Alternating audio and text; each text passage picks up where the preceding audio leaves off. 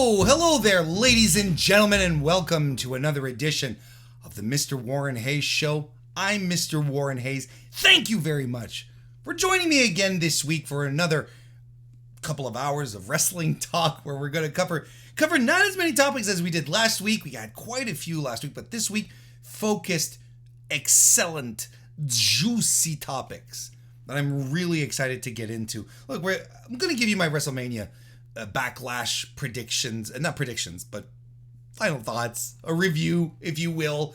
I'm also going to talk about the changes over in management over at TNT and TBS and how maybe that could affect AEW. Big maybe on that. And I'm also going to dive into the Kota Ibushi stuff that's been happening. If you're not aware, you're about to dive into some pretty hefty lore here with me. So hope you're excited, and that you'll be along for the ride on this one, because it's a good one. And plus, your usual AEW Dynamite recap. So thank you very much for being here. If you're listening on YouTube right now, like, subscribe. Those things would be fantastic. If you're listening on a podcast application right now, go ahead and subscribe there as well. Leave us a review, a 5-star review on Apple Podcast, a 5-star rating on Spotify. That stuff helps out a bit. And hey, coming back to YouTube, leave a comment. I can't tell you enough. Let's chat about pro wrestling. Tell me about anything. Tell me about what you liked about WrestleMania Backlash. What you liked, what you didn't like. Both are entirely viable. The Double or Nothing card for AEW is starting to come together. What do you think? What other matches do you expect to see? Or any other topic you want. Go right ahead and do that. And you know what? You can also leave now a super thanks, which is essentially like a super chat, but with comments. And if you leave that, you know what? I will read your comment next week, right here on the air, for everyone to hear. And it's a good way to show some support for the Mr. Warren Hayes Show as well. You can also become a member of the Mr. Warren Hayes Show channel. There's perks that come with that. You get members-only streams. You get emotes as well that you can use. And it shows some support for what I do here, which is very, very much appreciated. We've got members. We've got non-members. We've got subscribers. We've got a whole slew of people listening, joining in. And I'm appreciative for all of you. Every single one of you. Not gonna lie, I'm excited about tonight's show. Let's get right to it. Thank you all very much for being here. Well, it's that time of day, that time of the week. I got to keep up with it. Here is one of 52 things I have to... Let me start over. One of 52 nice things I have to say about Goldberg. WrestleMania has 52 nice things to say about Goldberg. Well, Goldberg was never part of the Yakuza. WrestleMania has 52 nice things to say about Goldberg. If you don't know what I'm talking about, you're going to find out when we start talking about Kota Ibushi. All right, let's jump right in. Weekly wrestling inspection. Why don't we do it? There we go.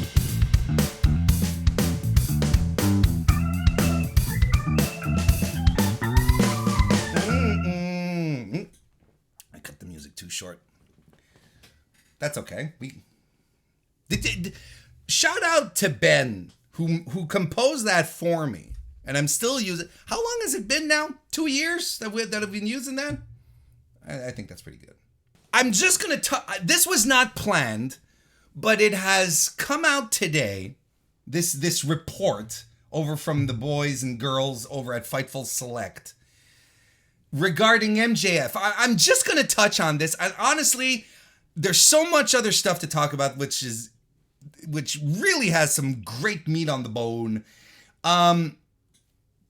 Okay, look. In my notes, you know what I wrote in my notes for this section here? I wrote, MJF is trolling. That's the title of the section that I gave this. Let me read directly from Fightful. Quote, Fightful has heard that MJF's sentiments about possibly going to WWE when his contract is up are not in character, and it's a subject he's already weighed. There has been at least some progress on his future in AEW, as we're told there have been open-ended mentions about him possibly getting an extension. However, many don't believe that MJF and Tony Khan are as close as they were prior to the reported discussion. Now, here, I am not going to do a deep dive on this, all right? I think, look, everyone who has brought unto the world arguments to the effect that MJF will suffer in WWE, he will not flourish as he did, are all completely right. Some people are saying, I would never see MJF leaving AEW, and you know what? You're also probably, completely right to feel that way, because it sure does feel that way. However, a lot of things can happen in 2 years, because that's when his contract is coming up. 2 years from now. Let's start the negotiation. Let's start the parlaying soon. When you're a top guy in the company, absolutely, that's your prerogative. Go for it. Do it. But I'm just gonna leave this here. I'm just gonna say this. No one thought Cody Rhodes was going to leave AEW, and here we are in 2022 with Cody Rhodes having matches on WWE premium live events.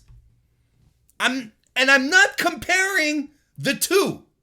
What I'm saying is we're in a stage, we're in a moment of pro wrestling where there is legit competition. We have to be ready for any type of surprise. We've heard it so many times before. Never say never in pro wrestling, and it has never rung truer than today. Then when MJF comes out and people say, no, he'll never go. Shush. And let yourself be worked. Sit back and enjoy this. This is what makes pro wrestling interesting and exciting. Keeps everyone on their toes, folks. This is what makes it fun. The idea of people switching over from company to company. Oh, contracts coming up. For the past 20 years, well, contracts coming up, they'd always resign because no one could offer better conditions or better money. Now, well, now it's possible. Now there is that, there are those openings that exist. If I'm Tony Khan, I'm throwing the bank at MJF. Are you kidding me? If anything, the Cody Rhodes experiment, it's happening here, should ensure that Tony hangs on to his big time players, and MJF is a cornerstone of that company. Don't get me wrong. He should not leave. If MJF leaves AEW, that's it's egg on Tony Khan's face to let a top guy, his top guy, leave. But we'll have this discussion when we get there, if we ever get there. I am convinced that he's going to stay. But what do I know? What do I know about the mind of a professional wrestler, and especially one like MJF, whose entire gimmick is, I'm working you all the time. You don't know when I'm being sincere. We just had Juice Robinson go on Meltzer's radio show and bald-faced lie to him. Say, I'm done with wrestling. I'm retiring. He pops in at Bullet. He's a Bullet Club member, and now he's doing the rounds saying, yeah, I lied. They're pro wrestlers. This is what they do. MJF today was laughing his ass off, scrolling through Twitter. Yes, I scroll with 2 thumbs. You know why? It goes faster. At least that's what I like to think. He's scrolling through Twitter and he's laughing his ass off. Of course he is. You don't have to take a side. You don't have to be positioned. You don't have to position yourself. And especially, you don't have to be some prognosticator saying, well, I believe MJF's going to stay in 2 years for this, this, and that. You have a 50-50 chance of being right. Ultimately. Because there's 2 answers to this. He stays or he goes. And that's entirely on to MJF. Just sit back and enjoy it. Sit back and enjoy the story, the development in this. We're going to be talking about this in 6 months, in 8 months, in 12 months, in 24 months, when this all starts wrapping up. It's great, and you should enjoy it. Don't get mad at it. Enjoy it.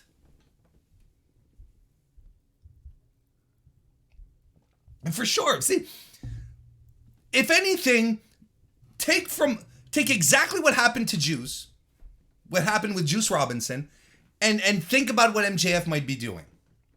Dropping sources, dropping hints. Maybe he's doing the exact same thing Cody did, talking about having contract renegotiations on Dynamite. Cody was doing that. And you remember, and I was sitting here telling you guys, nah, I don't think so. He's got to be staying. There's no way EVP Cody Rhodes is leaving. Next thing you know, we're gone. We got worked. All right. And I love being worked. I don't mind being wrong when I'm getting worked. WrestleMania Backlash 2022 happened. Something fascinating, right? When you look at the reactions to this, to Backlash, people calling this, oh, this was a very good show. This was such a good show, better than it was on paper. And I will agree, it was better than it was on paper. But I wouldn't go out screaming to the hills that this was, what a turnaround, what a great show. This was a 2-match show out of 6, right? 6, 7, what was it? And the rest is kind of tailored for WWE fans, Because look, I've mentioned this a little bit, and I'm going to, mention it again. I've scaled back the amount of WWE I watch because I realize that it is less and less for me. People keep telling me, whenever I'd go on Twitter and, sort of while I'm watching Raw and live tweet, and, I'm like, what is this? Where's the wrestling, for instance? People are like, Warren, it's not wrestling, it's sports entertainment. And I'm like, but I'm starting to believe that. I'm starting to believe that, indeed, WWE has convinced me that this is sports entertainment and is not wrestling. So when I tune into PLEs like this, I'm coming in without the baggage, without the weeks of build, outside of stuff that I pick up, and maybe I'll go watch when people are having reactions to, good or bad, or someone will tell me, Warren, you have to watch, like NXT a couple of weeks ago, you have to watch the 3-way match for 2 weeks ago, right? For Spring Break or whatever it was called. The Cameron Grimes, the 3-way for the North American title. That was awesome. And people were telling me, Warren, you should watch this match. It's awesome. And it really was. So I like to go in. So now I go into these PLEs as a wrestling fan. I'm like, well, entertain me with your wrestling because this is why I'm here. I was entertained like hell with the first match. Cody versus Seth. Dare I say that I like this match more than their WrestleMania match, which I already liked quite a lot, actually. I think this was better. I think maybe, Cody, whatever nerves or whatever he had to prove, maybe both guys were just looser because it wasn't WrestleMania. Look, I don't know. But I felt this was much more natural. Maybe they just got used to working each other. This was great. This was really good. We got Falcon Arrows and Buckle Bombs and spot that I liked was Seth when he tried to go for the superplex into the Falcon Arrow. It was countered into a crossroads. We thought it was over, but Seth's leg was on the rope. There were lots of near falls here. And if you don't like near falls, this was not the match for you because there were a lot of them, but I thought it was very well done. Cody Rhodes tries the moonsault. He fails. Seth hits the pedigree. And I'm like, if Cody loses to a pedigree, wouldn't that be just amazing? Seth even does the Dusty Punches, but Cody hits him with a crossroads and another, but the second one is countered. Cody teases the Vertebreaker. They roll in and out of pins, and Cody Rhodes finally gets the win with a handful of tights, which I thought was pretty cool. Cody ready to do whatever he needs to do to win. I can get behind. That's a good, give me a smart babyface any day of the week. Any day of the week. Because not every babyface can pull off the perfect, irredeemably good babyface. Like even Hogan would cheap shot his way. He'd do eye gouges and shit like that. He wasn't above it. Yeah, I'm the Hulkamania, Hulk Hogan, say your prayers, eat your vitamins. That guy, he'd do that too. A lot of people were bothered by that. I wasn't. This was very, very good. And I remember I was watching this with Kristen and I said, there is absolutely no way in hell that there is anything on this card that will live up to this match. Everything goes downhill from this point on. And it kind of did. There were maybe peaks and valleys. It wasn't like a straight line down. But the second match, this was like match of the night, match of the weekend. Like this was top tier primo stuff. And look, I don't know what, Cody's deal is like, so on and so forth. But if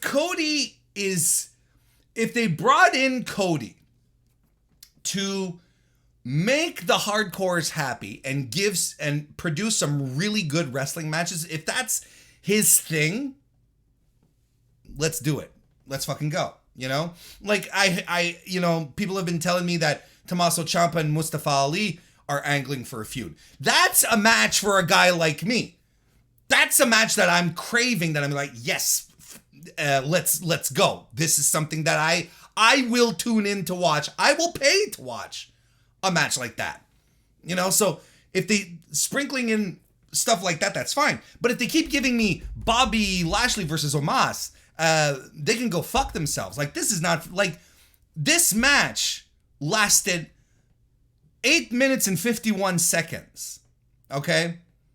It is the shortest match on the card by approximately a minute. Because the other match that was slightly longer was, the other piss break. And look, I only have one note right here. It says it. It's too long. I didn't know what they were doing here. Now, clearly they're going the babyface route with Bobby Lashley, because now they're going back down the, he was an All-American and he was a Marine or whatever. And, now it's like, smiling Bobby. Hang on, let me finish this first. It just went too long. And Omos is not there. Omos is, God damn it, as much as they've been trying to create the next Andre the Giant, this ain't it. This is not the guy. Andre was so much bigger. And you know what? Here's the thing. Andre had charisma. He knew how to work a crowd. Omos, they're telling Omos to be a big man and do the big man WWE style, which is look tough, don't react, you're bigger and better than everyone. Let the guy show some personality. This is not working. It's not working.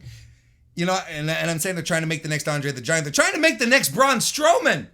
And they fired him. They had the current Braun Strowman and they fired him. Anyway, this match stunk. AJ Styles versus Edge finished exactly the same way as WrestleMania. Look, I think the match was a little better, and I think it is because it was shorter by 5 to 6 minutes. The WrestleMania match would not end. This wasn't great. Like I think I'm bored of Edge. I don't think AJ can do what he can do his magic with them. But the finish of the match was exactly like at WrestleMania. Right? Sudden interference by someone you did not know was affiliated with Edge. That allows him to win. If anything, here's a thought. If you're going to do this, if you pull off that finish at WrestleMania and you pull off that finish at Backlash, here's what I dare WWE to do that finish for every pay-per-view match that Edge has moving forward. Bring in someone new in his stable for every match. It finishes the exact same way. That is a gimmick. That I could get behind. Edge at the end of the year has 9 people in his stable. So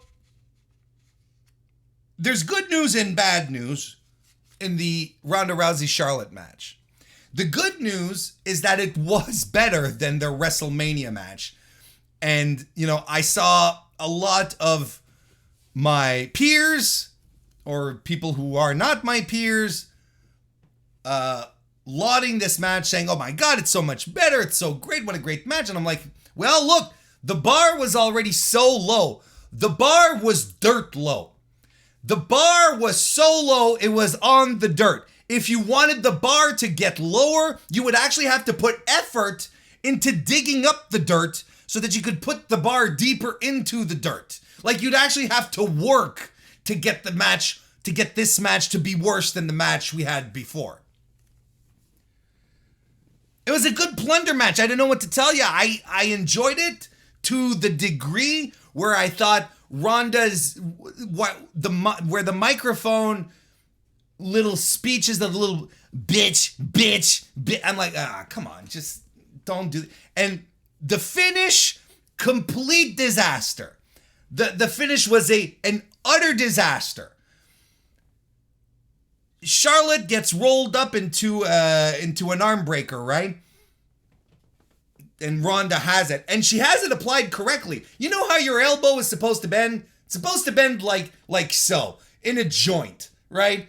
That's what the elbow is for. The elbow, is a joint. That's all it is. It's, we gave it a name, but essentially it's just like a connector.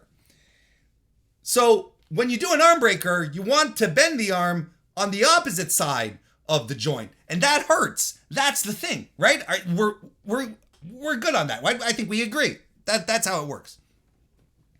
So she has the arm bar cinched in, and Charlotte is not quitting, and the ref has the microphone up in her nose, and she's going, no. And then he turns for some ungodly reason that I still don't understand why. He puts the microphone in Ronda's face. Ronda's not quitting. Why would the referee put the microphone there? There's no reason to do it other than to deliver the line, I was hoping you'd say that, bitch. Which I completely hated, because it took me out of the moment, which then is a signal for Ronda to switch and bend back the arm as if she was torquing it more. But what she does is she inverts the arm bar so that the arm is actually bending in the way nature intended. And she's tugging back on it, kind of like this, which I don't get. And that's how Charlotte taps, screams, and apparently now she's kayfabe injured because her arm was bending in the way nature intended it to bend. Fuck off. Terrible ending. But that's still part of the good news. The bad news is Ronda Rousey is a WWE champion again. She's the SmackDown champ. That means y'all have to deal with her on television being her flat, uncharismatic, boring self as WWE continues to try and make us believe that she is a babyface. This sucks. It sucks big time. And I would not be surprised that if WWE runs her through the women's division for months, just like she did on her first run, where her first one, she actually had some gas behind it. She actually had some support behind it. At this point, everyone hates Ronda. I don't know anyone who's excited. Who's tuning in to watch Ronda Rousey? These infamous casuals I still hear about? Could have fooled me. As far as I can tell, people tune in to watch Sasha Banks and Roman Reigns. I think that's what they're doing. I'm pretty sure Ronda Rousey is giving them nothing. Still, an enjoyable match. I liked it. Justin Firestein, nice to see you, and welcome to the chat. Riddick Moss defeated Baron Corbin.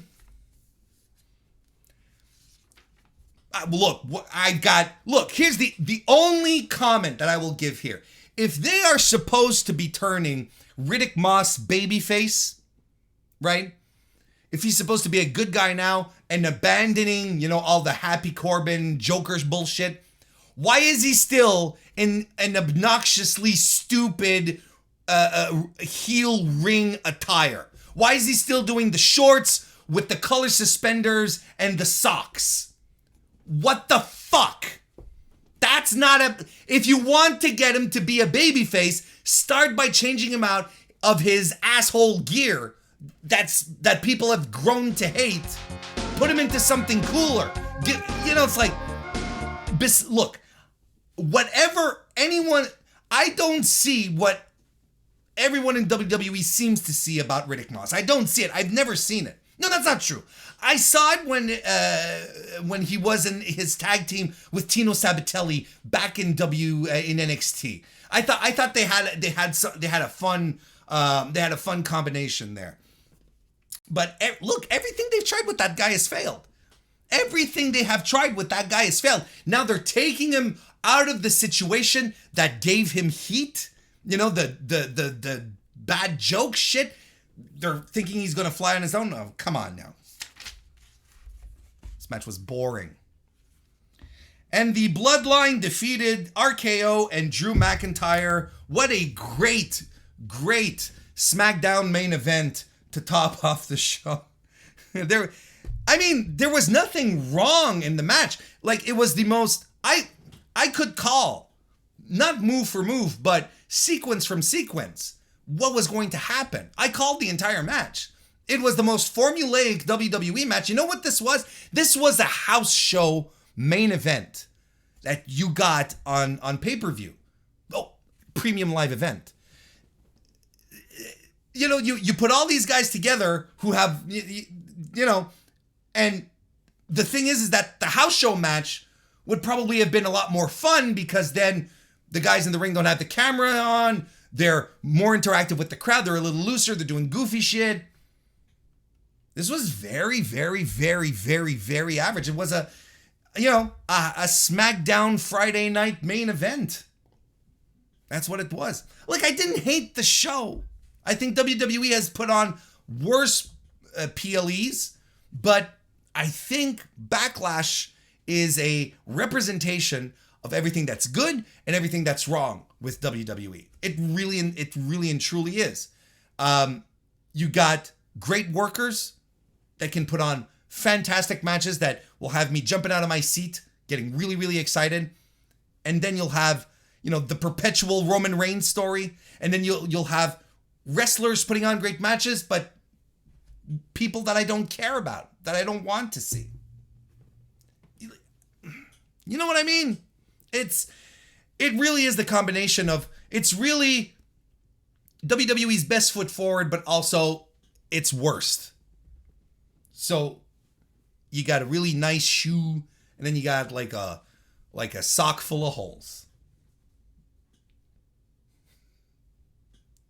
Throwback left us. He's here. Nice to see you. Welcome to the show. Throwback, nice to see you. Says, hanging with the 26-year-old pregnant girlfriend and listening in.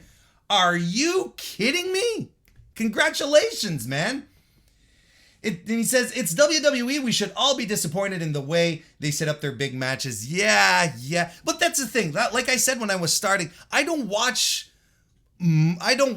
most of WWE's programming anymore, so I come in a little blind on the builds. Because ultimately, it's the matches that matter. So I don't know how much a match has been hyped or how big it's been hyped. I know what you mean because I've watched enough WWE to know exactly what you're talking about. But this match here, this match here, when I mean Seth and Cody, outstanding, like absolutely outstanding match. The main event is a main event that happened. You know what I mean? It's like, oh, what are you gonna do? Variety dropped some breaking news yesterday. Brett Weitz, who is the general manager of TBS TNT, True TV at Warner Bros. Discovery, is out. He's gone.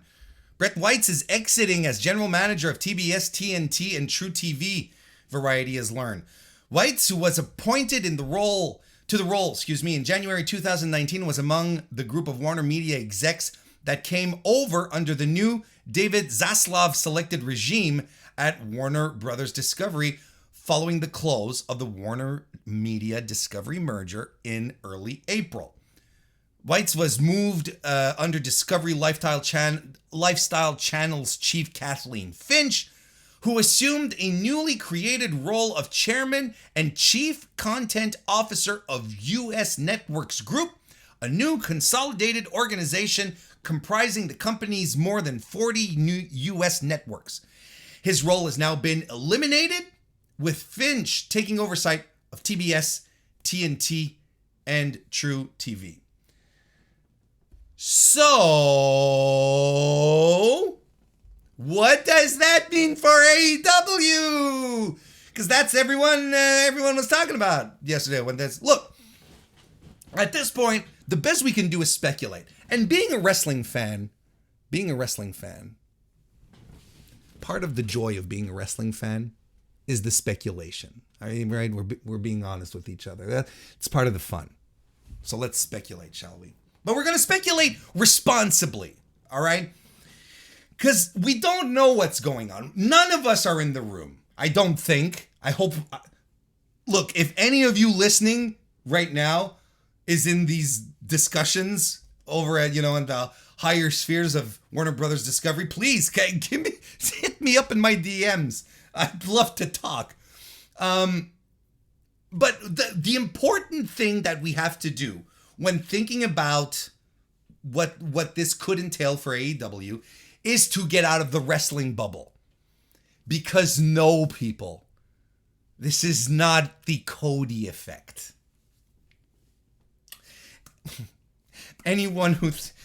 People who think that this is because Cody Rhodes is gone, oh my gosh, you're so adorable. I'd love to live in your fantasy world, where probably, I could swim in vats of Coca-Cola, and, my mortgage could disappear, that kind of stuff. That'd be great. No, let's talk concrete stuff. Let's talk some serious stuff here. You have to look at numbers, okay? You absolutely have to look at numbers to begin with, because, and I've talked about this on the podcast a couple of weeks ago. Had Brandon Thurston from WrestleNomics on. And I'm going to still continue quoting WrestleNomics because they actually provide real analysis as opposed to people just looking at numbers and going, oh, well, CM Punk has failed because he's never been able to get these numbers on Rampage ever again. That kind of moron bullshit, okay? Numbers. AEW is growing, and it's undeniable. The numbers are there. There's an article up on WrestleNomics, right? Right now, it's up there. Nothing but growth metrics, top to bottom. All right? The show has seen a 29% growth in overall viewership through the first quarter of 2022. The demo, 18 to 49, AEW's flagship program, Dynamite, has experienced a 28% growth through the first quarter of 2022. And I had people in my tweets when I was chatting this up saying, well, fantastic news, excited to see how AEW is going to do. Shame they can't grow their audience. What do we not understand with the word growth? Growth, people. Growth if they're growing, that means they're growing their audience. What is going on? Is English hard? Because I know I speak I learned 2 languages. So is English hard? I don't think it's that hard. Because there's a resource you can use to check out words. It's called a dictionary. You pull out your dictionary, you look at what growth means. You look for the economic definition. right? You'll have to read past it. You'll have to read. Now, I know reading is a bit of a problem. It's a bit of a problem for a lot of people hanging around Twitter.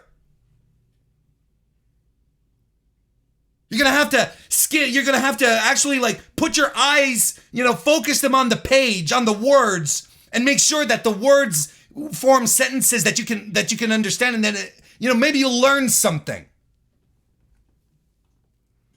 AEW's 4 main pay-per-views, with the exception of Double or Nothing, every show has saw 50%, at least 50% growth in pay-per-view buys.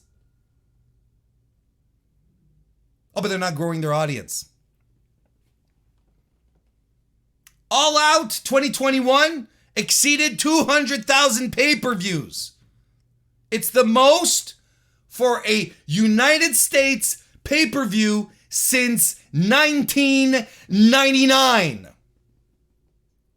Of course, we don't know what the WWE Network numbers are. They never shared those. And they're not going to share them with us in regards to Peacock either. They're just going to tell us, 3 million people consume WWE content without telling us what that means.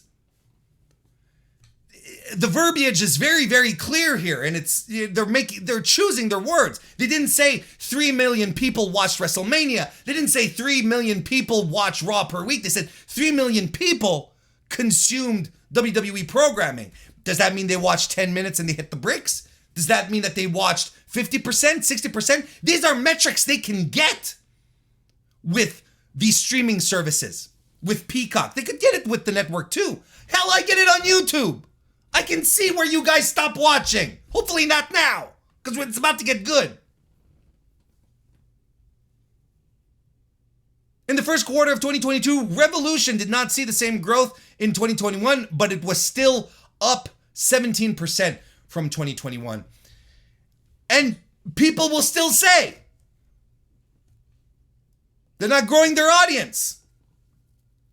They're selling out big venues. Not growing their audience. It's a niche. It's a niche. It's a niche within a niche. It's only men.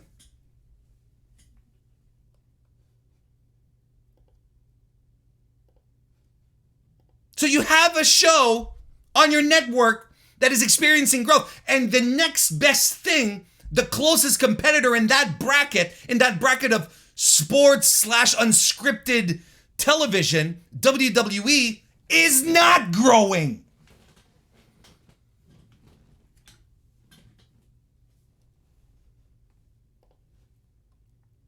Now, don't forget, AEW is making money off of licensing, just like WWE. Remember, AEW started in 2019. You remember that, right? We all remember.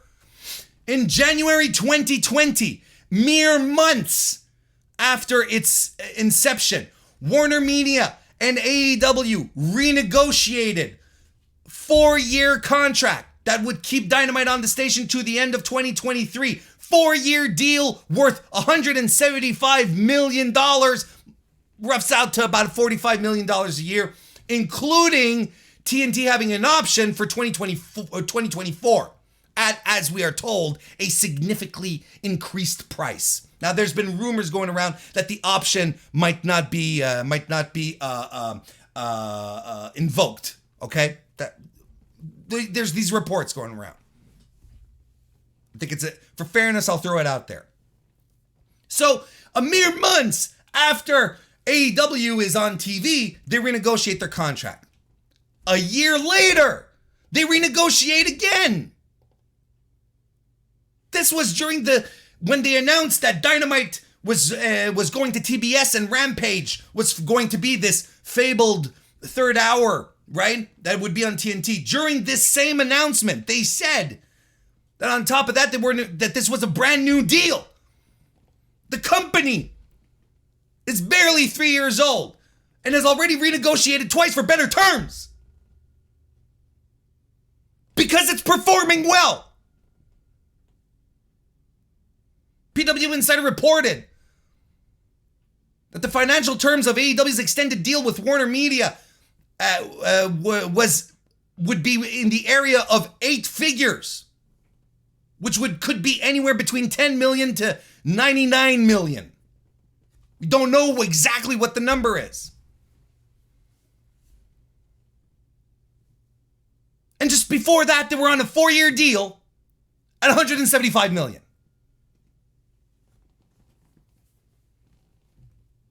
Not growing, not successful, disappointment for the network. These are not signs of disappointment.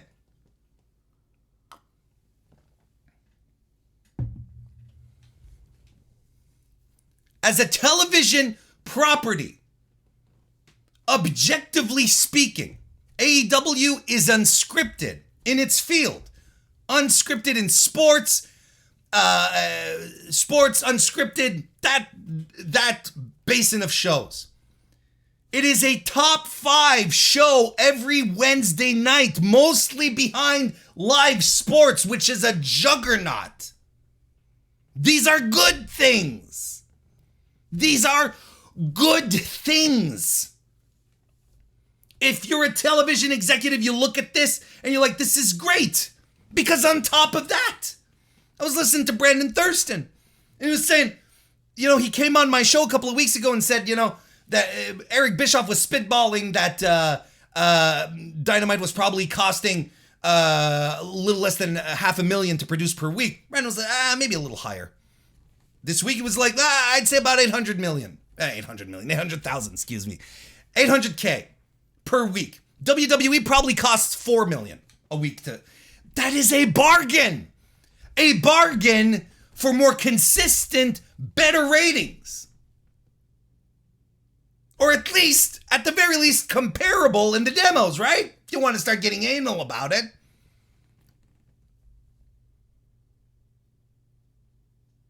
So their contract is coming up in 2023, next year. There's the option, may or may not be invoked. We'll see. Now everyone's going, the guy. Because here's the thing. Britt White's, he was indeed an ally. He's the guy who negotiated, right? He's the guy who saw this through. He probably gets along really well with Tony. Like there was, he backed everything up. He was good for the extra hour of Rampage, for the Clash of Champions, the Battle of the Belts things, for the Roads to the Top. Like this is all stuff. It's like, yeah, create content for us, man. Let's do it, kind of thing. Will he have that same type of relationship? When I say he, I mean Tony Khan. Will he have a solid relationship with Kathleen, what's her name? I can't remember her name. Hang on a second. Kathleen Finch. Kathleen Finch. We'll get to know that name. Will he have a better relationship? We don't know. Like, these are all intangibles. But from a purely numbers game, observable, quantifiable, there is no reason for Turner, Discovery, Warner, merger people to dump AEW with the back of their hand. I've seen so many, it's just like WCW, because it's not. Because WCW, as opposed to Dynamite, was a Turner property. It belonged to them, and it was hemorrhaging money and was under delivering. It was in the red for years. So when the merger with AOL happened, there's a change of guard that happens, just like here, and the guys look at the books and they're like, what the fuck are we doing here? Why are we maintaining this playground? There's nothing coming out of it. Why do you think McMahon bought it for such a cheap price? Because they needed to unload it, because it was a drain. AEW, for all intents and purposes, is not a drain. It is performing. It is doing well. Now, again, this is it. This is indeed a changing of the guard. Bret White's wasn't kicked out because he was incompetent, I don't think. Because he didn't know what he was doing, I don't think. He was kicked out because those are high stakes corporate politics because new management comes in and new management puts their people there, right? And it happens. That's how it goes. So will Kathleen Finch look at this and say, this is cool, let's continue? Or will she be completely subjective and be like, you know what? I don't like this kind of programming. I am not putting money into this. Which is fair. It's her call, right? If it doesn't fit the vision of what they want to do with their programming, okay. Weird because it's performing well. You'd be getting rid of a ratings getter. But, okay,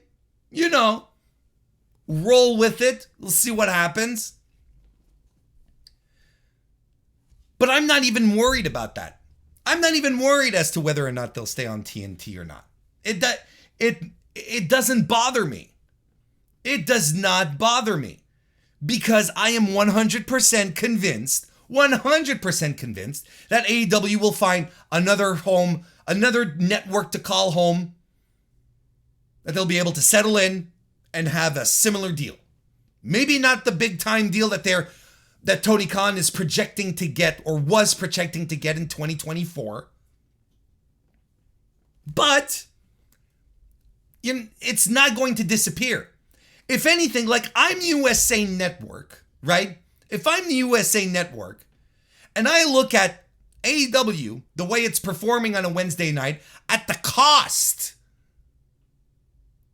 the bargain that it is, if I turn around and I look at NXT 2.0, or as I like to call it, horny cuddler run wrestling, if I look at that, it was like, and the numbers, the pitiful numbers that it's draining, like, well, maybe we could do something else.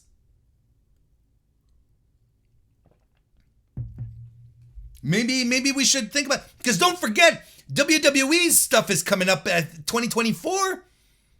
Like, this is going to be really interesting. We're getting into a really fun time here, folks. Because trust me, the networks are going to use AEW as leverage against WWE. They're going to look to WWE and say, look at these guys. Growth everywhere at a fraction of what you cost us.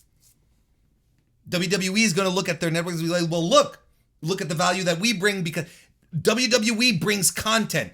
Umped of content. And we're talking about networks. Everyone is waiting with bated breath to see what's going to happen with Amazon and the NFL, right? Because Amazon is going to be live streaming NFL games. This is a first.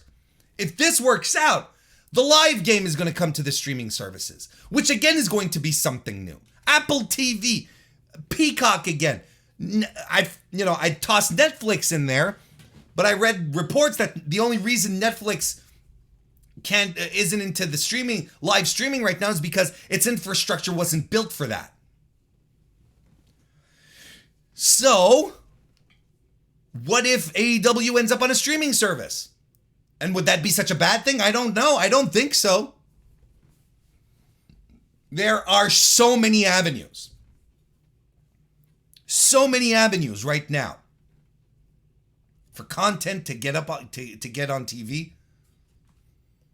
But this is not a WCW thing. The company, WCW, failed because of what happened inside Turner Broadcasting after the Time Warner merger. The merger and the Time Warner merger and the merger with AOL created the single largest disaster in business. And they looked at WCW and was like, "What the fuck is this shit?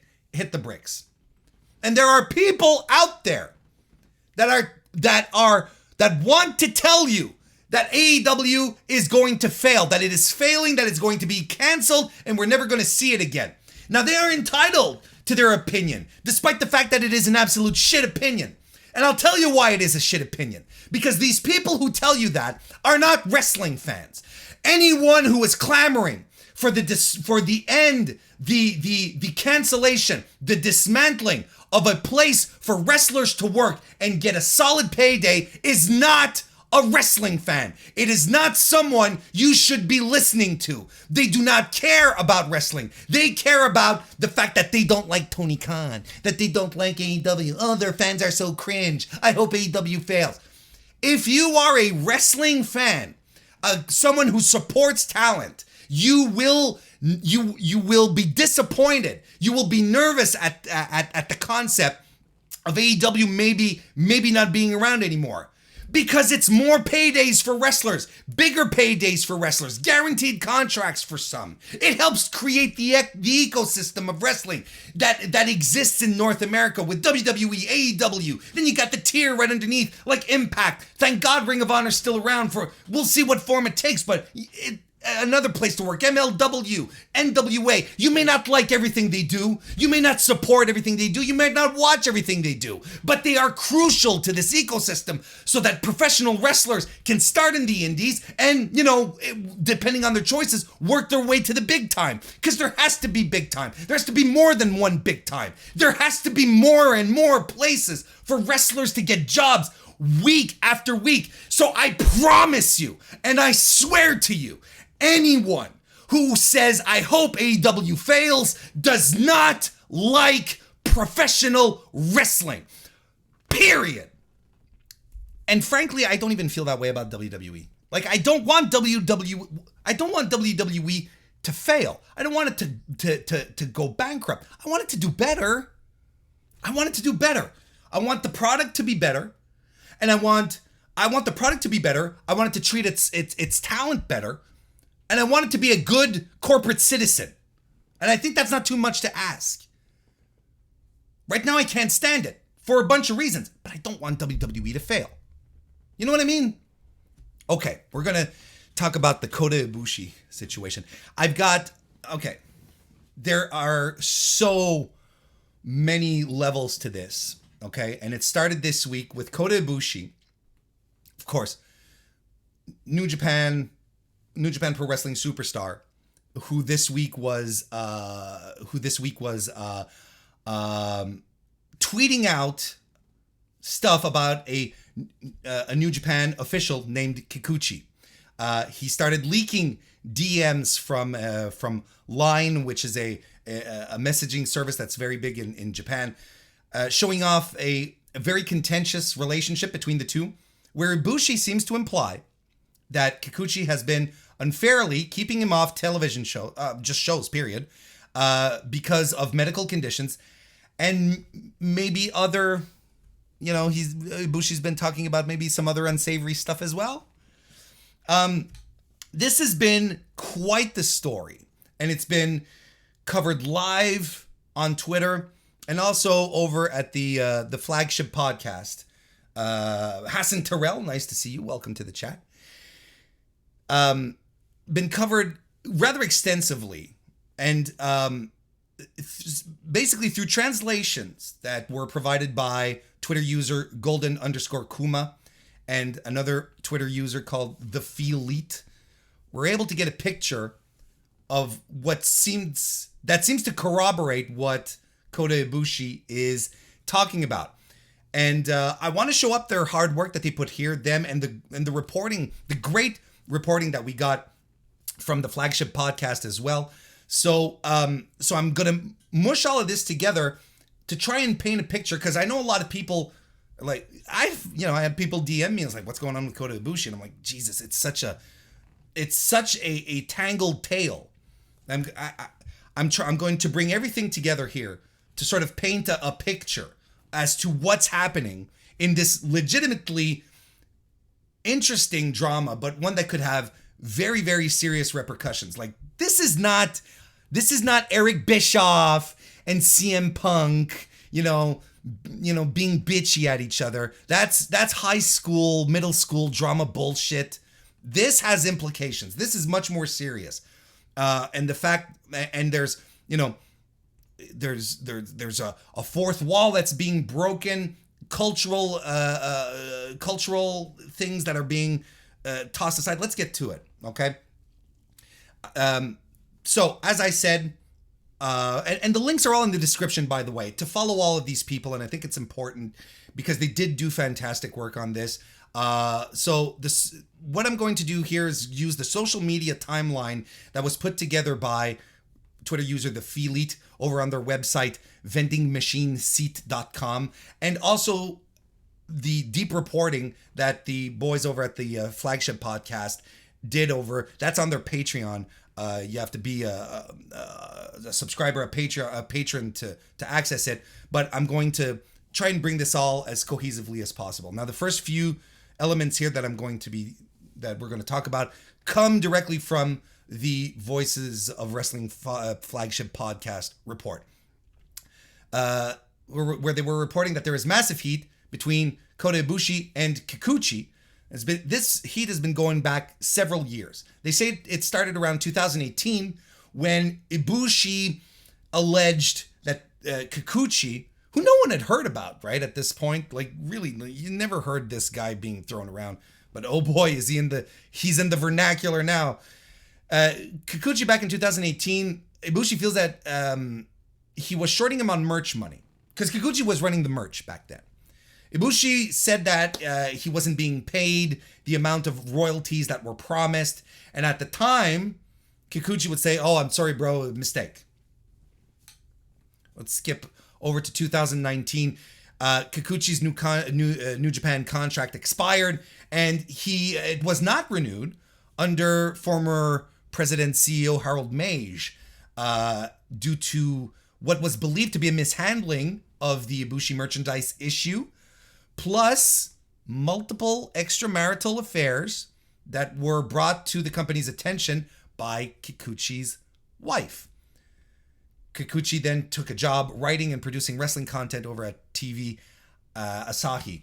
Now, you may recall Taka Michinoku around 2018, if I'm not mistaken. He was tossed out of New Japan Pro Wrestling because it was shown that he was having an extramarital affair, and he was also kicked out of the promotion that he was running at the time as well. Culturally, adultery is quite severe in Japan. It's something that that they take very, very seriously and is a very embarrassing blemish. It's not something that you want out there. So it's a big deal, and it's important that we get this focused here because it does come to play in a couple of situations here. So let's keep that in mind. Extramarital affairs equal not good things in Japan. You get canceled, for use of a better term. Tiger Hattori, right, former referee, also held talent relations positions in New Japan until he retired in 2020, and that's when Dick Togo arrived to take over those duties. Our boy Dick Togo gained more influence. He's a pal with Gato, so he had had the ear for the booking committee as well. And he pushed to bring his buddies back into the fold, such as Kikuchi and Taka Michinoku, who had been fired at that point. When Harold Mage left New Japan in 2022, the table was indeed set for Kikuchi to return to talent relations. Now, Kikuchi had a reputation, as it's stated in the Flagship report, said for being exploitative, unfair, and very quote-unquote old school. I'll give you some examples here.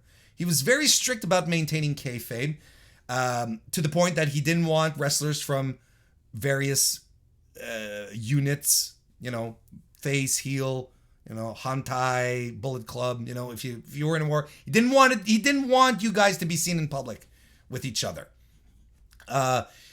Apparently he even once got on Ibushi's case for spotting a bench press for a heel wrestler in a public gym. So Ibushi got a little bit in trouble for that. Kikuchi is also very strict in regards to the younger staff. I've heard this before, but I mean, this is old school. The younger wrestlers wants them to, keep their relationships on the down low so that the female fans will, still continue to think they're single and will buy the merch and, that kind of stuff. Those are old school. Both of these things are very old school style mentalities. So sources told the Flagship that these policies that Kikuchi has are kind of enforced willy-nilly, where he's kind of like, well, he'll maybe turn a blind eye to a heel and a babyface out in public, but he'll be on another guy's case probably just because he doesn't like him, kind of thing. But he has this reputation as well to be, well, like we said, unfair. A few weeks before heading into Wrestle Grand Slam last July, Ibushi got sick, right? He had aspiration pneumonia. I'm pretty sure anyone who was following New Japan at the time were, including myself, were very worried because we were right in the midst of, COVID bullshit. And we were like, oh, okay, well, maybe, hopefully that's all it is. We were hoping it wasn't anything more serious and they were just using this as a cover. And besides, having respiratory problems when you're in the era of COVID, not a good mix regardless. But the office wanted him, but Ibushi told the office he wanted to wrestle against Shingo in the main event at Wrestle Grand Slam nonetheless. Kikuchi made the call to not allow him to wrestle based on not being medically cleared. Now, Ibushi thought that this was another example of his unfairness because 6 months later, Kikuchi lets Katsuyori Shibata return at Wrestle Kingdom, but without Shibata ever really being fully cleared by doctors. And I did a bit of research going back on this. Maybe, I got blinded by my excitement of Shibata being back, where I'm like, wait, he had to have been cleared. And I searched, and I couldn't find it. I couldn't find any report. I couldn't find anything from New Japan or any rumors, any news sites saying Katsuyori Shibata medically cleared for competition. Even Dave Meltzer, in a report at some point said, I think it was in an Observer, saying Shibata's wrestling at Wrestle Kingdom, but we don't know what his medical status is. We just don't know. So kind of weird, right? So Ibushi sort of saw that, and then he injured his shoulder in the G1 in October, and then New Japan announces that he's going to be out for 2 months. Now I'm going to come to the tweet timeline, because the tweets and the reports sort of mesh together here. Following the G1 final where he hurt his shoulder, he tweeted this out. Now, these are translations from Japanese, so maybe some words are a little broken, sentences are a little strange, but these are all translated from native speakers, doing their best to make it make sense here. But there's still some nuance, they admitted themselves, there's some moments where the nuance isn't quite clear. So Ibushi tweets this after being injured in the G1 finals. He says, as the announcement of the results of the examination says, it was a dislocation of the right anterior shoulder joint, bone fracture, and damage to the joint labrum or labrum. Apologies, I don't know how to pronounce that specific word. This time, I'm going to do this without an operation and heal as soon as possible, but without hurry, and fight in front of everyone again. A dislocation and bone fracture will take 2 months to heal, so my time is limited, but look forward to a new and changed Ibushi Kota. I won't give up. Now, off of that, let's go back to the Flagship report, who around this period have a note here. They say they add to this, or at least I add to this through their report. Kikuchi told Ibushi that he needed to get back in time for Wrestle Kingdom. Ibushi didn't want to wrestle until the shoulder was fully healed. Gedo, who is, of course, the booker, was so sure that Ibushi would be able to wrestle at Wrestle Kingdom that he booked an angle to set up the match, but mid-December, Ibushi still wasn't ready to go, so he had to cancel the angle, right? Now let's go back to Ibushi's social media, specifically his Instagram. We're going a couple of months later. We're heading into February 2021. Pretty big difference. This is Ibushi's post. Pretty big difference between the left and right shoulder. I wonder if this is the reason why the pain won't go away quite yet. Hashtag road to recovery. Hashtag still can't lift weights. Hashtag going to let things heal completely. Hashtag control your narrative. No, I'm kidding. So he's tweeting this out on the 29th, basically saying, my shoulder's not there yet, right? Now, this is on February 20th. On the 21st, New Japan Pro Wrestling announces that Ibushi is a participant in the New Japan Cup. We all lose our shit. This is great news. In which he's going to start off against Great O'Khan in the first round on March 6th. Right? And we're like, what? That's fantastic shit. Shortly after that announcement, Kota Ibushi tweets out, no context, I see. Now, there was a lot of speculation, and on my part as well, that, break in communication, left hand not talking to the right hand kind of thing. That's what made the most sense, right? Or we're getting worked. It's pro wrestling, right? Maybe we're getting worked. Because, the wrestlers, they keep kayfabe. In Japan, there's still a level of kayfabe that exists. They don't talk about backstage politics. They don't bring up other, there's still a level of, there's still a curtain of sorts. So let's go back. Here's some observations that came from the Timeline article. It should be mentioned that between the statement about his dislocation and the announcement of his in-ring return by New Japan, there was never an official statement correcting the recovery time, which by February had long since passed the original prognosis. Kota Ibushi had said 2 months and I'm back. We're into February and he's not back. Now we're getting into things that are a little dicey here. Here's some stuff off of the Timeline here. A week after the announcement of Ibushi's in-ring return, New Japan retracts it and states that Ibushi's return has been postponed for the time being. In the statement on their website, it is said that the original announcement of his participation was made in accordance with, quote, strong wishes of Ibushi himself, and that he was, quote, on the route to a timely recovery at first. But the decision to not let him participate, after all, came, quote, after repeated discussions with hospital and medical staff, and that the New Japan staff, quote, informed Ibushi of this decision. So, it was the office using medical, right, evidence, and plus Ibushi was like, nah, I don't think this is a good idea.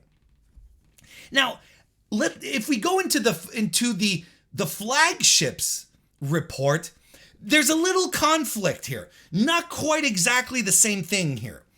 If we peel back the curtain, the story doesn't exactly follow. Here's from the Flagship report. 2 months previous, Ibushi told the office he was feeling good and ready for the New Japan Cup. Wait, which is odd because New Japan said that Ibushi said that, no, I'd prefer not to be in there. Oh, okay. Gedo not only booked him for the tour, but Ibushi was also the planned winner. I talked about this months ago, leading up to the Cup, when there was some stuff that was starting to leak out of New Japan. Ibushi was supposed to win the damn thing. Kikuchi, here we go, on the advice of a doctor who raised what was described to be a minor concern, pulled Ibushi from the tour. This infuriated Ibushi, who cut off, and this is key, cut off all communication with the New Japan office. he stopped speaking to everyone. He's like, nah, I'm done, son. We're good. Now, this part here, so New Japan is tweeting out that medical evidence and, Ibushi himself, he doesn't want to do it, so on and so forth. Whereas here, we're being told he was good to go. Gedo had booked him to win. There was a minor thing on the medical report that Kikuchi was like, nah, hit the bricks, pal. Ibushi's mad as hell. Hope y'all are following. This is fascinating stuff. Now, bear with me. There's a tweet that followed that seems to corroborate what the flagship is saying the day that New Japan announced that he was being removed, okay? Here's the tweet. I'm sorry, everyone. I'm really sorry. About my return, it's been like this since last year, but there is only one thing I want to say. There's so much I want to say, but I can't. I never intended for anything like this to happen. Your only friend is yourself. So that kind of jives with someone who was told he could wrestle, told he could be booked, but then once again was yanked around by this one guy who doesn't want him to work. Let's keep going. On March 4, Kota Ibushi is seen at a JTO show. Just Tap Out. It's Taka Michinoku's new promotion, right? Social media in Japan gets a buzz at the time, because he's there. I think he accompanied like Taka Michinoku to the ring or something like that. And some fans got worried because, right, kayfabe. It's generally not allowed for New Japan talent to appear on other promotions unless they have special permission to do so. Let's go over to let's go over to the flagship report. Right? Guess what? Kikuchi breaks his silence and texts Ibushi, right? Because Ibushi had cut all communications. No one spoke to him. Kikuchi texts him, tells Ibushi about the appearance at the JTO show, and with the ultimatum to return by Dominion or be fired. Let's go back to the timeline. Is this what prompted him to tweet? Let's think about it. Because the day after the JTO show, he tweets this out. Quote, "So this is how pathetic this place is. It's just unfortunate. Sucks." Unquote. Kikuchi texts him, and the day after the JTO show, he puts this out. Conjecture, right? But things are falling into place here. The dots are being connected. On March 16th, this is still on the timeline, he has a back and forth in kayfabe with the Great Khan, but he tweets, and it's in kayfabe, right? Because, they were supposed to be in the first round. They were supposed to be in the first round of the New Japan Cup and so on. But it's a kayfabe thing. But Ibushi tweets this out. "Freedom over boring control. I'm going to end all the one or things I don't need. Fold your hands in prayer. Kneeling down or quitting? So which one is going to stop? One day I'll let everyone know. Right now I'm putting my all into recovering. 65%. I'm going to work hard for just a little bit longer. Hashtag what you do comes back to you. Hashtag you screwed up again." Now, there are numerous other tweets in this back and forth with, and he has a back and forth with Taka Michinoku as well. Talks about cutting out the people he doesn't need from his life, okay? Then on April 28th, he tweets this out. Quote, "The next step soon. Secretly maneuvering is scary, and so are the people who do that. One day, I'll spit out, in a metaphorical sense, everything. Now, to this point, at this point here, there's still no real reason to believe this isn't a work, okay? There's no reason to think that this is not all like some big machination. He starts referring to retirement as well when responding to fans asking where he's been. He's like, oh, maybe I'm retired. Maybe I'm going to retire. You know, we get 2 tweets. One, a response to a fan saying, destroying isn't good, but I don't want to take the power harassment in a place where there is an ex-cheater gang and bosses who used to sexually harass people. Now this is getting serious. This is getting a little dark. This is where we're sort of looking at this and like, is this really a work? Because this is getting serious. Sexual harassment, that's nuts. Power harassment is actually a thing in Japan. It's a corporate problem in many companies in Japan where people in authority will use their authority to have their underlings work harder, work more, make them feel bad about the work that they're putting in, you know. That and I know like there's a word in Japanese for that, so he's talking about he's putting up very serious allegations, power harassment and sexually harassment. Excuse me. And there's another tweet that in response to a fan where he says, I'm going to blow up in one go the ex-cheater gang, already returned, and the absurd power harassment stemming from the long lies of the company's head.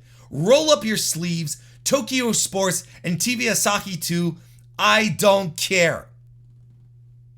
Now, he's talking about the cheater gang, right?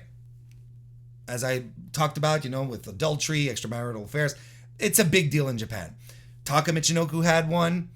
And gets you thinking, who is this gang? Who is this gang? Well, you know, he sort of implied that Kikuchi might be in that gang. He could also be talking about Taichi, who was caught cheating as well, which some people seem to think that is a reason why he was never pushed really into the main event picture. As you can tell, time heals all wounds because he's doing pretty well for himself. But, you know, Hiroshi Tanahashi, like 2 decades ago, right? He got stabbed by his ex-girlfriend because she found out, like, you know, there's stuff. Yeah. Who is the gang he's talking about, essentially? He could be talking about Kikuchi. And this is where Kikuchi becomes a part of the conversation on the day Ibushi started dumping private DMs on Twitter. Now, I'm not going to read the whole thing, like the whole translated conversation, the back and forth between them two, you know, the tweets and everything, and visit the websites that I've linked in the description as well, because they've got everything covered on that front. But it looks like Kikuchi was DMing Ibushi about wanting his contract canceled, and Ibushi hitting the bricks. And of course, but Ibushi's going, okay, sure, whatever. You know, that's his response. Then later, that's the first DM dump. Then Ibushi later dumps another DM that indirectly references the JTO show, and Kikuchi is scolding him for not getting company permission beforehand. But Ibushi seems to be saying that Kikuchi is trying to move the conversation away than what started it, which is the contract situation, getting your contract canceled, which I believe are the DMs that we spoke of earlier when we were talking about Kikuchi reaching out to Ibushi after, you know, the radio silence. Ibushi says he's going to the higher ups, right? Then later in a DM tweet, he says in the tweet, the entire text didn't fit, but I said I talked to the higher ups. They didn't tell me anything about what I did was wrong. We're thinking that this is the JTO show, right? That the higher ups in New Japan were like, well, we don't give a shit. If you're going to apologize, and he's talking to Kikuchi here, If you're going to apologize, don't say it to begin with. Talk to me one-on-one. Also, there is the shithead mastermind president who thought to calm me down with yakiniku because I had gotten angry. He nodded as though he knew what the America thing was about, and when he finally asked questions, he just repeatedly yelled, "Do you understand? Do you know? Do you understand?" And I think we're talking about the Forbidden Door show here, where he sits down with the higher ups, with the president, the shithead mastermind president, as he called him, and the president was like, he thought that Ibushi thought that he was offering him up the Forbidden Door show as a way to calm him down, right? But this is speculation. In the DM, Kikuchi seems to be repentant, or at least backtracking when he's saying, "Aren't we friends who have gone through hard times together," right? Ibushi responds, "Anyway, I talked to Gedo, and and yesterday didn't come up at all." Again, we're probably talking about the JTO show. "And he said it was no issue at all. I won't forgive you for tricking me into revealing things. I won't hear your excuses. That's it." He continues, "I'm going to go out and eat with the president, but I will never forgive you. If you can talk one-on-one with me, I'll listen, because if this was a blunder by you, it's over. Do something thoroughly when the time comes to do it." So now we're a lot of us that are looking at this and say, okay, shit, this is not a work, because they never referred to Gedo as being the booker, having any kind of power, any deciding power in any of the matches. That just doesn't happen. Kayfabe is still important. So at this point, I'm like, this is a shoot, and we are shooting live, and we can infer throughout all of this that Kikuchi is part of this cheaters gang. And to wrap this up, we're going to go back to the flagship report. That, look, there's reportedly some heat on Ibushi for, hanging out the dirty laundry, right? Putting it out there in public instead of taking it up with management, Bushiroad, right? But Ibushi, his main sentiment in all of this is the inconsistent enforcement, and I'm quoting the report here, the inconsistent enforcement of what he perceives as double standards and unfair treatment due to their history of not getting along.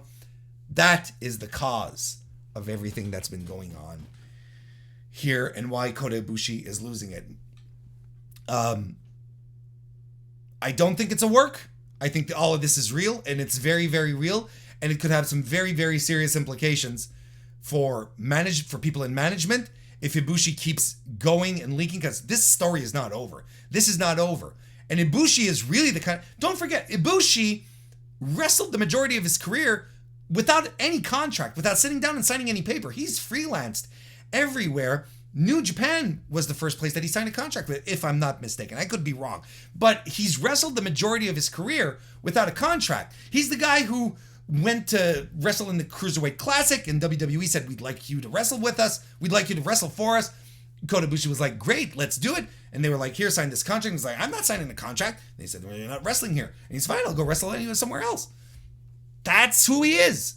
He's at a point where, he's always been a lone wolf doing his own thing. He didn't come up in the dojo system.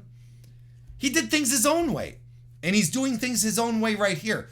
This is consistent with what we know of Ibushi, but like I said, there is absolutely no way this is a work.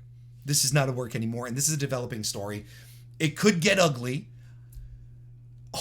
Will things smooth over? Maybe. Ibushi's mentioned a few times that he might be retiring. Could be. I think he's at a point where he's just had enough, and he just wants to do whatever he feels like doing. And it might be, he's up there in age too. He's not 32. He's not 22. He's pushing 40. I've had people say, "Oh, will this impact the Forbidden Door?" And I don't know. Probably not. Outside the fact that maybe we might not see Kota Ibushi on the card. That's probably it. AEW Dynamite. Okay. It's time to recap last night's show. Thank you everyone for being here. I hope you enjoyed that. But now, we are going to recap AEW Dynamite that kicked off with the Owen Hart Foundation Men's Tournament first round match. Adam Cole defeating Dax Harwood. Dr. Martha Hart was in attendance in the building with all her children. Surprised. They clearly have a very good relationship with AEW. That's fantastic stuff. And as for the match itself, this ruled. It ruled. I don't know, guys. I don't know what to tell you. It just ruled. Dax coming out with his Hart Foundation gear on. And we've really had these Brett and Shawn Michaels vibes, right? When the match started, you know, when Cole was sort of taunting him, you could interchangeable. It was fantastic. You know, and even Dax he eats a turnbuckle spot like Brett, you know, the chest first thing that Bret Hart then told every wrestler on the earth, don't do it. It's a terrible spot. Don't do it. They trade Germans, a slingshot Liger bomb by Harwood, brain buster on a knee by Adam Cole. There's a lot of near falls, a great pile driver by Dax, who goes for a sharpshooter, but can't hold on because they have been establishing throughout the match that his ribs are cracked. So he's powering through the pain because he wants the tournament. He wants to get the tournament through the tournament so fast, and so, you know, he wants to do it, but he can't hold on to the sharpshooter. And instead, it is Adam Cole who wins the match with the sharpshooter. Can you imagine the Hart family surrogate, Dax Harwood in this case, getting pinned clean in the ring submitting via sharpshooter, clean in the ring by Adam Cole? That's heat, brother. That's good. Delicious on my tongue heat. You love it. Everyone wanted Dax to win. I was watching it with Kristen. Kristen was like, are you okay? I'm like, he's gonna win. No, and I was like, no, Dax, don't tap. And he taps on, and son of a bitch. They got me. I love being got like this. It was fantastic. Great storytelling by both these guys throughout the match. Again, AEW Dynamite opening up with a hot match. And then we move on to, I wouldn't say necessarily a hot match, but a fun match. CM Punk defeating John Silver. We get Hangman Adam Page, AEW World Champion, on commentary for this one, to bring out regional heel CM Punk. I love this shit so much. I love it so much. CM Punk gets the loudest, craziest pops wherever he goes, except Long Island. And he comes out and he's wearing an Islanders tee, right? And I'm like, oh, look at this son of a bitch. He's trying. But the crowd's not buying it. They're like, boo, they're booing more. And you're like, is he really trying to get babyface heat by using the Islanders jersey? And he turns around and it's a John Tavares jersey. John Tavares, I think 3 years ago, was traded. Well, he became a free agent and he left for Toronto, and that created some bad blood. Tavares plays for the Maple Leafs now, and that created some bad blood. There's some hurt feelings over there, and so he turns around and then I'm like, oh, that son of a bitch. Crowd was not into him. And look, I'm telling you, then I see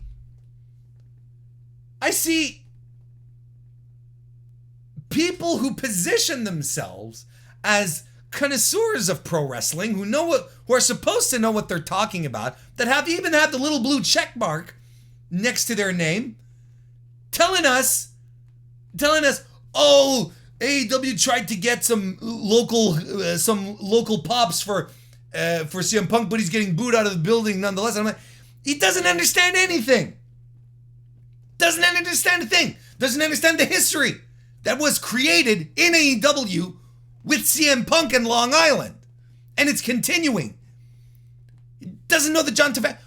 You know what you do with when you see the jersey? You do John Tavares. In the Google machine, it's literally 36 seconds of research. And you can figure out, okay. No, they're being facetious. They want CM Punk to be booed. Oh, what a failure by AEW. Hit the bricks.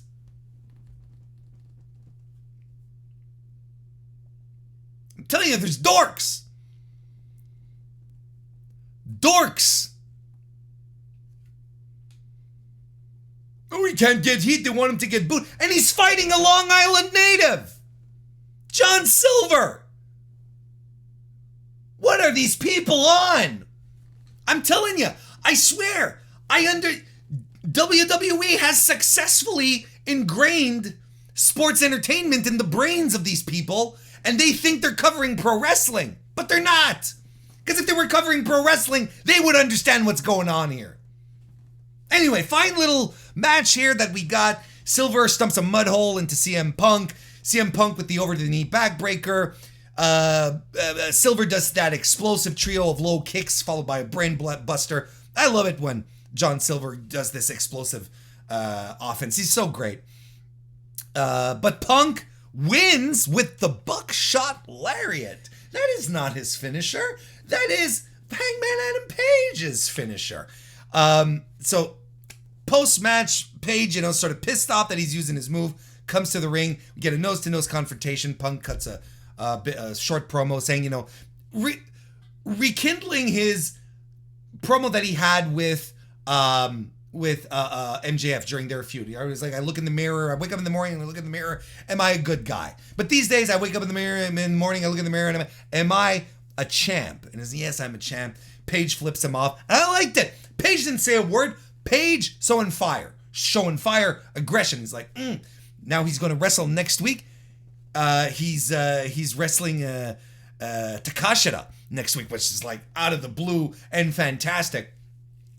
Page needs to get some reps in before Double or Nothing. I think it's a smart move, and it's simmering. We're gonna get an explosion. I'm excited. This feud is being built. It's a slow burn, but I think we're gonna get to something. Tony Nese defeated Danhausen in a squish. Not even a squash. I think a squash. I think the effort in pronouncing osh is superior than ish. Because I think osh, I feel like my vocal cords work harder with an ah sound, and I feel like the muscles in my mouth contract more. I think there's more effort in a squash than a squish, where I think squish, it's just sort of, it slithers out of your mouth. It dribbles out. It was disgusting. I'll never do that again. But yeah, he just runs through. Danhausen was the big debut. Great theme song for Danhausen. Had his gear on, the whole thing coming. And I'm seeing all over the place. Maybe not all over the place, but how could you have Danhausen lose? In a squash. And a squash on top of that. How could this be possible? It's Danhausen. We're burying Danhausen, right? He should not have lost. There was another way to do this. You could have had Danhausen get some reps in. Now, you know when I tell you guys and gals and non-binary pals that sometimes booking ain't hard. I find it's easier to complicate booking than it is to just get it right, keep it simple and get it right. What is the story we're telling here? Tony Nese, Danhausen, and so what is this? Why is this match happening? Why is this coming together? Because we are building towards Tony Nese versus Hook, right? Hook, who has been running through all of the opposition that's been put before him. His biggest challenge so far was QT Marshall, but no one bought that QT Marshall was going to be the guy to defeat Hook, right? But they're continuing to push Hook. They need to build heat for his next opponent because they want his next opponent to be credible, which is going to be Tony Nese. What better way than to get heat on the guy than to have the guy completely destroy the other guy's best friend, or at least, close acquaintance at this point, but then now they're good, now they're pals, now they're friends. He knocks out Danhausen. Of course everyone wanted Danhausen to win, but he gets the sympathy, he gets the heat. It's Hook versus Nese. This is what we're building to. This is a story bump. It's not about the big Danhausen push. I will argue that Danhausen doesn't need a push. You should never push Danhausen. Danhausen could never wrestle again and he'll still stay over because he's Danhausen. Oh, Danhausen is buried. He's not buried. What are you talking about? That's not the story we're telling. It's going to continue to elevate him because he's going to get some comeuppance on Tony Nese because that's what you do in good booking. So the booking, it's simplest format here. Bad guy who's feuding with whose opponents. Bad guy who is feuding with another guy is destroying the other guy's best friend. Instant heat, sympathy. If anything, it makes Danhausen, we feel bad for Danhausen. We want him to get some revenge. We want Hook to get revenge on Danhausen. This feud is being built, and people are still gonna tell me AEW doesn't do stories, doesn't know how to build people. Come on! And I see the theories out there, they could have done it in a way where Mark Sterling would have interfered. Why make it so goddamn complicated? There's no reason to make it complicated. Nese absolutely destroys Danhausen. I'm 100% okay with it because Nese needs to come across as being a killer, as being a guy who could dethrone Hook. Now, is he going to be Hook's first loss? Is he going to serve Hook his first loss? No, this is my prediction, and it's also going to be a spoiler. No, why is it a spoiler? Because I've watched pro wrestling in the past. I know how this shit goes. This is the type of story which is not about the journey, it's about the destination. It's not about the destination, it's about the journey, excuse me. Because we know Hook is going over. There's no way he's losing to Tony Nese. Tony Nese has been brought in to AEW to serve as a mid-card act to put over other guys. That's what he's there for. That's all and you know what? That's fine. It's not a knock on his work. He's a fantastic worker. But do you see Tony Nese as a top guy in AEW? Do you see him at the top of the card, challenging for the AEW World Championship? Do you see him challenging Bryan Danielson, Jon Moxley? Like in serious high-level combat, right? So high-level matches where you're like, who's going to win? Not an enhancement match. He can fight Jon Moxley, but Moxley's going to win. That's what Nese is for. And he's going to get a good payday. And he's going to be able to stretch his legs, put on a good wrestling show, and he's going to put the kid over. That's what his job is for. Then we have the contract signing.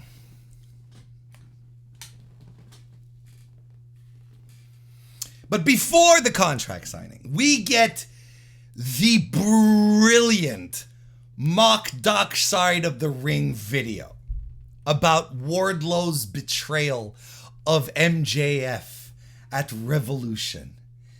Everyone in the chat, tell me you loved this. You gotta tell me you loved this.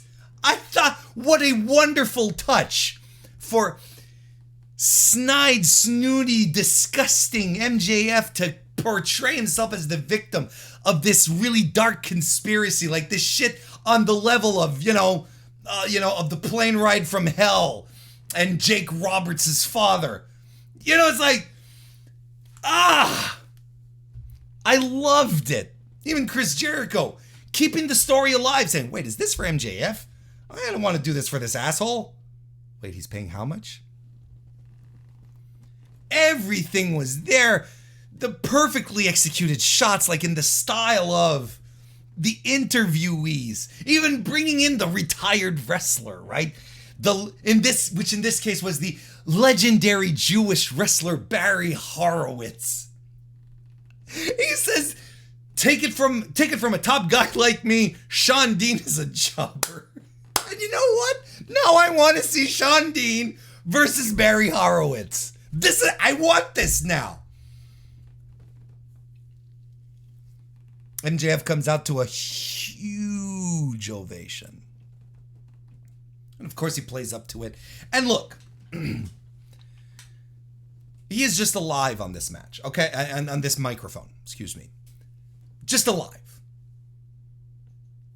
The way he commanded everything in this segment is nothing short of brilliant. It's hard to not look at MJF, look at his body of work at this point, and be absolutely floored. He is a master of mic work. He is a man who understands the audience, knows how to work them, knows how to captivate them. He had everyone in the palm of his hand. Sure, it was his hometown.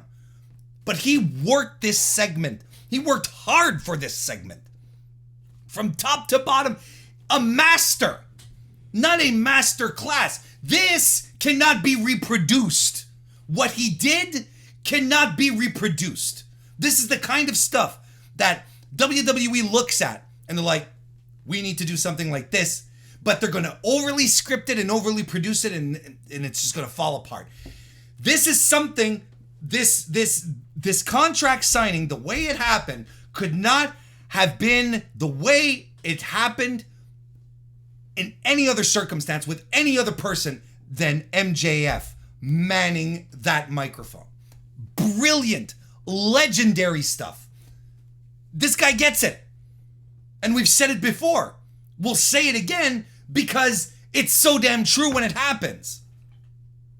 Just magnificent.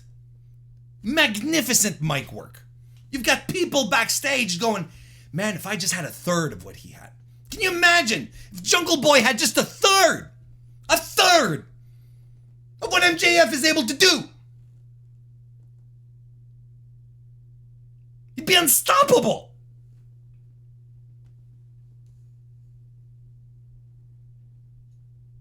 They're in the contract to determine the stipulations. MJF refers it to a David versus Goliath story. Then he asks his people to get out of their seats and boo Wardlow. Every time he tries to speak, Wardlow tries to talk. And see, nice little way to not bury your big guy here, right? Because in the contract signing tropes, both guys have to have a turn on the mic, right? But this is a good way to avoid Wardlow coming across as a goober on the mic against MJF, who is S tier at this point in this segment. He's untouchable. Dusty Rhodes would have looked like a moron next to him in this situation. So it's a nice little way to have Wardlow avoid the tropes and try to jaw jack and coming up short, regardless of how good he was, because this was MJF's moment. Good protection of your babyface here. I appreciate that. So the conditions to get the Double or Nothing match are as follows. 10 lashes. Yeah, Sean Spears do the 10 lashes Wardlow has to endure. If he endures them, he will then have to wrestle Sean Spears inside of a steel cage. And not just any steel cage. A steel cage with MJF as the special guest referee. And then he'll get the match. But if Wardlow wins the match at Double or Nothing, MJF will release him from his contract. But if Wardlow loses the match at Double or Nothing, if he gets it, Wardlow can never sign with AEW. So Wardlow gets uncuffed to sign the contract. Of course, he starts throwing the security dweebs around. Everyone runs, flees. He powerbombs Mark Sterling through the table. Just some good stuff. Some very good stuff. Yes, you heard that right. Because I'm going to say it right here. I'm going to make sure you're all paying attention. I was thoroughly excuse me, let me say it again. I was thoroughly entertained by this contract signing.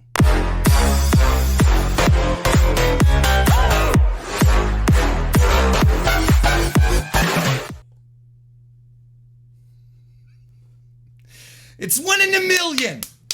1 in a million. The more you can throw all the shit you want at the wall, at some point something's gonna stick.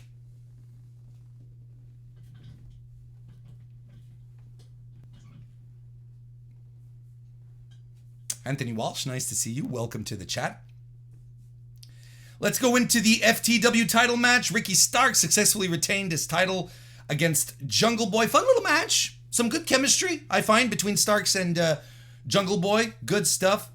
Some shows of power by Jungle Boy as well, who I thought was exuding a lot more confidence. You know, he feels to be getting a bit more of a sense of who he is. I don't know. I felt he was a lot more confident in that match.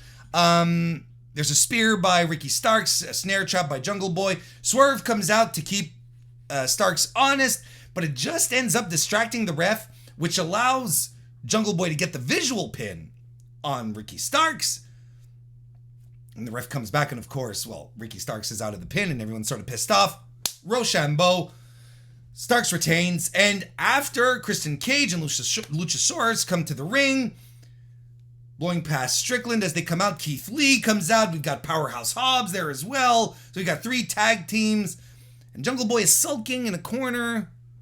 But Christian is there, pulls him in for a hug. And everyone's saying, oh, Christian's going to turn. But what if it's Jungle Boy? What if Jungle Boy is the guy who turns? Right? As the meme goes, you know. Broke, Christian turns on Jungle Boy. Woke, Jungle Boy turns on Christian. Bespoke, Luchasaurus turns on Christian and and Jungle Boy, devours them, and uses their skulls as a necklace. The Jericho Appreciation Society come out for their victory speech. Matt Menard asks us, do you want to know what turns me on? And I said right out loud to my television, nope, I don't. And he asks, do you want to know what makes my nipples hard? And I said out loud to my television, nope, I don't. And he said, it's being in the greatest faction in the world. Well, to each their own. I am not here to kink shame. Jericho prattles on about Kingston, Santana, and Ortiz. Then John Moxley's music hits. And then the rest of the BCC come out, including William Regal. Then Eddie and the boys, and they all ambush the Jericho Appreciation Society. They beat him down, and I'm thinking, this is great. And even William Regal gets a punch. He gets to sock Chris Jericho. I'm like, okay, this turned out a lot better than I expected. Fun. And I'm thinking, oh, what a promo we're going to get next week. Kingston, Santana, and Ortiz, and the Blackpool Combat Club. And is this where we're going? Because there's so many ways we could go. Are we going towards a blood and guts match at Double or Nothing? I know some people are like, Stadium Stampede. Because Chris Jericho is going to be like, yeah, we want to do the sports entertainment match, you know? I'm like, if the Blackpool Combat Club are into this, are in here, I don't know. I'm not sure anymore. I'm not quite sure. Owen Hart Foundation Women's Tournament first round match. Toni Storm defeated Jamie Hayter in a solid, strong, good wrestling match. Great groundwork out the gate. Snap suplex by Hayter on the floor, then another one in the ring. wrist control strikes, whiplash, hip attack by Toni Storm. The Hayter's head just snapped right back. Tornado DDT to the floor. Are you Uranagi on the apron by Hayter? And I love the finish. Jamie Hayter superplexes Toni Storm. She holds on to it, rolls into another suplex attempt. But Toni Storm rolls through it and again rolls into a Storm Zero. Match is done. Great finish. Strong match. I loved it.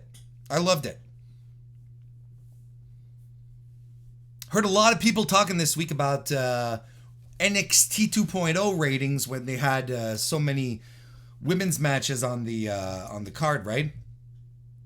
Look, it's never good when you see ratings take a piss like they did with NXT this week when the company decides to highlight women's matches, right? But there's only so much you can do with the numbers. There's only so much you can do with the numbers when you have your qualifiables that have to, like the numbers are quantifiables. What about at this point it becomes more of a conversation about the qualifiables. I don't think, I think there are many problems with NXT right now. I think the presentation, it's not for me. Presentation, I think that, the content and the wrestlers that they're putting forward, they're not captivating anyone. They're not making anyone want to tune in, right? They don't. They really don't. So while they might be touting the numbers, they don't have the qualifiables, right? So qualities, so marketability, talent. Are the women that are wrestling wrestlers that people are going to tune into? Are these going to be draws, right? We don't know. Who is Paxton Huxley, right? Who are these people? Right? Nikita Lyons is an acquired taste. And that's it. I've talked about her enough, but, we'll leave it at that for now. You got Lash Legend that they're pushing. Lash Legend stinks, okay? It's just as simple as that. Roxy, fantastic talent, but she's not a draw. She's not someone that's going to captivate the imagination. Now, on the flip side, AEW has all of that. AEW has all the qualifiables, but they don't have the quantity. They don't put in the time, the effort to continue to develop, put in more than one women's match per Dynamite, right? And I've said this from the start, and I've been saying this like throughout everything that I do in women's wrestling from the get-go. If you make your women feel important, if you make them look like they're a big deal, people will treat them like a big deal. If you do the opposite, they'll do exactly that. If it's one match a week, people are going to be like, oh, okay. Oh, it's the women's match. Oh, but what about mixing it up? Next week, there's 2 matches. Oh. Okay. And it's not like they don't have the high caliber talent to do it, because they do. And we saw it last night. They have world-class women athletes who've been around, who've been trained, who've wrestled around the world, different styles, and who can bring it. Why aren't we getting more of those? Why do we get Marina Shafir versus Jade when Marina is an unproven quantity and Jade is only as good as who she's fighting? There's no reason, like, on the flip side, NXT is putting on television women who are not ready to be in this spot. AEW has women who are ready to be on TV, but is not putting them on. I don't understand. I really don't get it. We get more build for Scorpio Sky versus Frankie Kazarian on Rampage for the TNT title. Sammy coming in saying that Kazarian shouldn't trust Scorpio Sky now. And the main event, Owen Hart Foundation Men's Tournament, first round, no disqualifications. Jeff Hardy defeated Darby Allin. look, Jeff Hardy is going to do stunts. This is what he's going to do. This is what he's going to be doing moving forward. You know, last week his match that he had on, I wasn't high on it, and I told you I'm going to be that guy, and I'm going to be that guy. Jeff Hardy cannot go. I think he needs. They're following last week's match against Bobby Fish. They are going to smoke and mirror the hell out of Jeff Hardy's run moving forward. Putting him in I don't know why they're having him doing singles matches. The single match that he had last night with Darby was him throwing himself off of shit, which is what Jeff Hardy does best. And he can do, you know, he can put his body through punishment as much as he likes, but, you know, requires a little more finesse to start stringing wrestling offense, which I feel he's having trouble doing. Put him in tag matches, it's the same thing. He can get the hot tags and do his moves and get the win. And I'm just like, I don't know, man. Darby, once again, putting the suicide and suicide dive right off the bat. He sets up some chairs. Jeff Hardy, I like this spot. Jeff Hardy whips Darby Allin into the stairs, but Darby leaps over the stairs, turns around, rushes back, right into a flying lariat by Jeff Hardy, which was perfect. That was really good. Jeff pulls out a huge ladder, sets it up in the ring, but it's Darby who sentons off the ladder and onto the chair setup that he made. Just nuts. I was like, no reason to do this.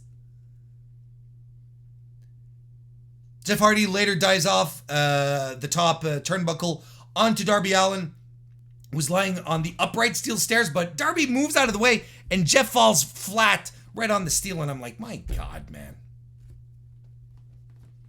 Darby hits the coffin drop, but Hardy reverses it into a pin. I'm surprised he won. I don't know what the benefit is here. I really don't. I don't. Like, I really thought that we were getting more of a tag team outfit. I think Darby not going forward is weird. Maybe they have other plans. I don't know. Double or Nothing, probably. Maybe they just have something bigger in store for Darby for Double or Nothing.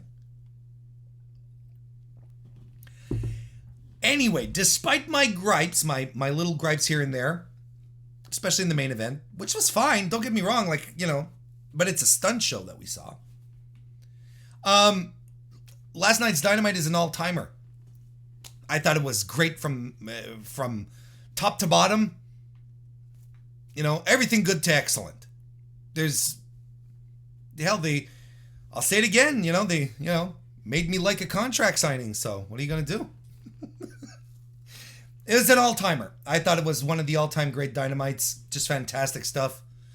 And that wraps up the weekly wrestling inspection.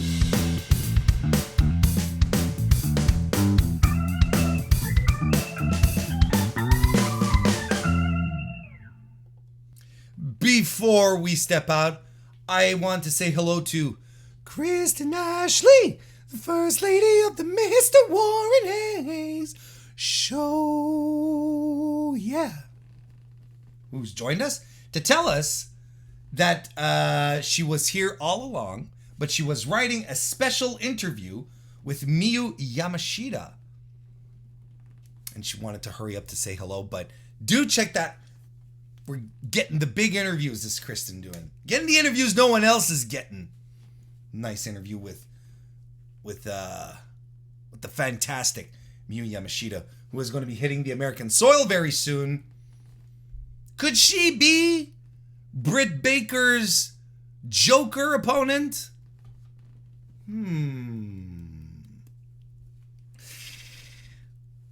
We'll see. But hey, you know what?